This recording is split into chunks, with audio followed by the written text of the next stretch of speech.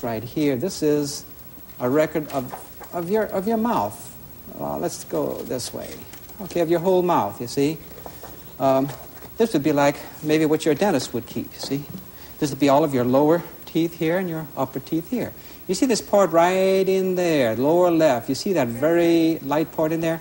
That's really fillings in the teeth. You see how the fillings that were put in your teeth in past years, see how they show up?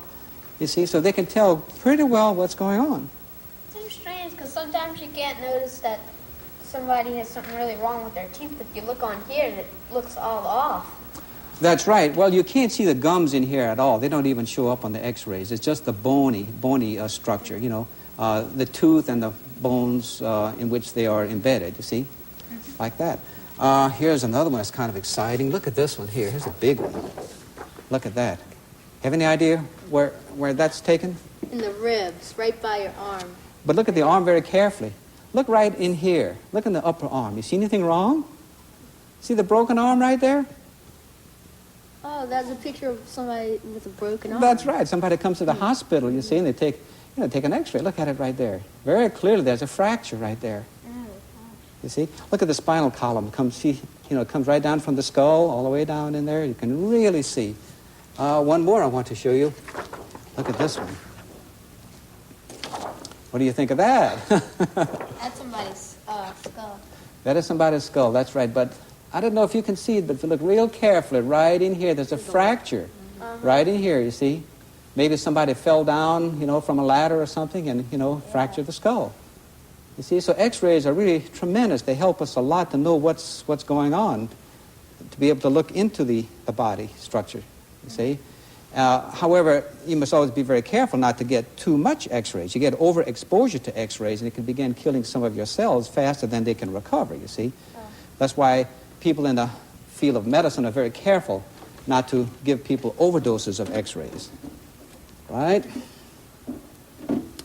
So that's an example then of things unseen. Ordinarily, you can't see the x-rays. You see the x-rays coming from this tube. They can't be seen. You cannot feel them, you cannot see them, or anything like that. The only way you can sense them is to use film of some sort. There's film in here. And the film has to be enclosed, like in a little black envelope or something, so that the light doesn't disturb the film. And you put it here. You see, like, put your hand there, Patrick. Okay? Right here, you see? You'd put the film underneath his hand and the x-ray tube here, and then you would get, on the film itself, you'd get like a shadogram. Oh, so does it depend on the size of the, this right here? Does that only just show that fraction of his hand, or if you had a bigger piece, it would do his whole hand? That's correct. Okay, it does not magnify. I think you're asking me whether or not it magnifies. No, if you want the whole hand, you have to have a piece of film that's about the size of the whole hand, because it's like casting a shadow, a shadowgram, you see.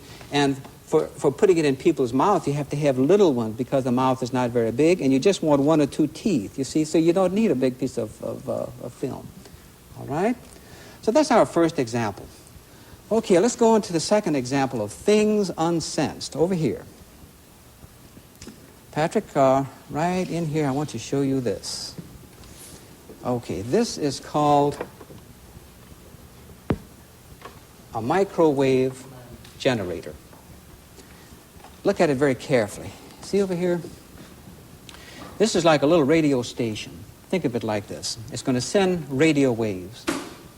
Now, these waves are so small, so short in wavelength, as we say, that we call them microwaves.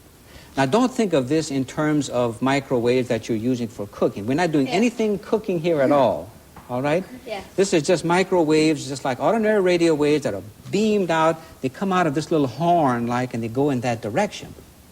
Now, they go over here and they go into that other little horn, which is like a little collector, see?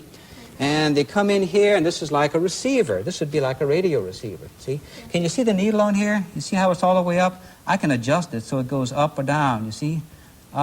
Put your hand over here, Patrick, right in between, and look at this. What's happening?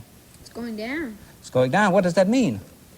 I'm interfering with the waves. All right, you're interfering with the waves. In other words, your hand is absorbing waves, huh? If I do that, it goes back up. Try this piece of cardboard, this little folder. Just put it in there and see if it goes down any. Does it go down? No, it doesn't seem to go down. Very little, if any, right? So these microwaves can pass through cardboard? That it looks like they can pass through cardboard. Try this piece of cardboard. Okay. What happens now? Put it in there. Now it goes down. Well, what's the difference? Maybe there's something in here or something? Open it up and see. There you go. Take a look. Oh, there's a little thin sheet of foil or something. I put a piece of aluminum foil in there.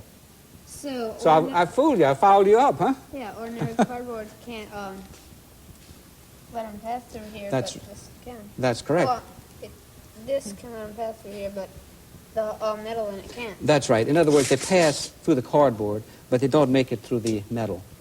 Right. Now, you see, the first thing to notice is that there really are waves traveling in this direction. You can't see them, can you? You can put your hand here, you can't feel them.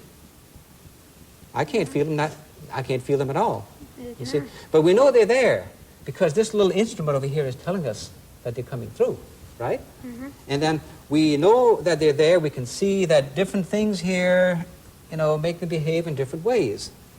What is the purpose of microwaves? The purpose of microwaves, well, many purposes. As I just mentioned, you could use them for cooking in a different setup. You'd have to have a little oven built into this, and this would have to be more powerful, okay? But they can also be used for communicating, just like, just like little television or telephone messages, you can send them across town, beam them across town. See, I'm going to show you some other things here, too. Let's do this. We want to kind of keep our eyes on this and bring this all the way around, Patrick. See, it's pivoted on that. Bring it all the way around. Right there. Okay, what is this meter reading now?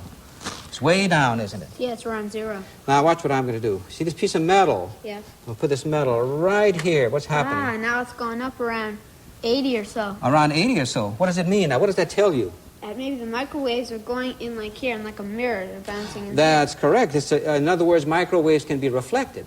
Right. The microwaves are coming this way, they're striking here, and then they're going that way, and you're receiving them there. You see? And if you wanted to, you could turn the mirror and take a look at it. See, you could go like this. I bet it's going down a little bit, isn't it? Yeah. Huh? Now it's floating around. Now it's going up again, Yeah. and then maybe it's going down again now. You see how that works? That's So really sometimes something. the positioning of the way you're reflected Right. kind of Right. affect the meter reading. Could Yes. you well, deflect it with the cardboard with the aluminum foil? Let's try it. All right, let's take this out. And in its place, let's try the cardboard, Patrick. You want to put that in there just like this? Now, this has no aluminum foil in it. Does it reflect much? Nope. Not much. Try this one that has the aluminum foil in it. Oh, yeah. It really? does. It does, huh? That's around 60 or so. Okay. Really? Right. In other words, you could tell me if I was trying to fool you some more, you could say, well, in this one you have something hidden. You don't see what's in there, but you know it's in there because you can tell according to how it's reflecting.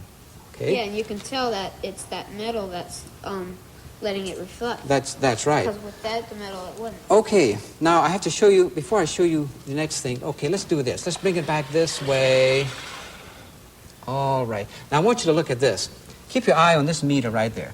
Now watch what happens as I begin moving it in. What happens? It goes down and up, see? Up, up, up, up. What do you think causes that? That's strange, isn't it? Yeah. I have no idea. Okay, I'll give you a hint. Come this way. Christopher, you want to hold the end of this. All right, stand about right over there. And you stand right here, Patrick. Now, let's say I'm like the little transmitter, and you're like the receiver. Okay, watch this. Hold it well. Okay, shake it like this. See what's happening? Hold this, please, right there. Okay. Okay, as I shake it like this, pull a little harder. Okay, back out, please. Okay, now don't you shake it. Hold your hand as still as possible. Let me do the shaking. Okay, watch again now.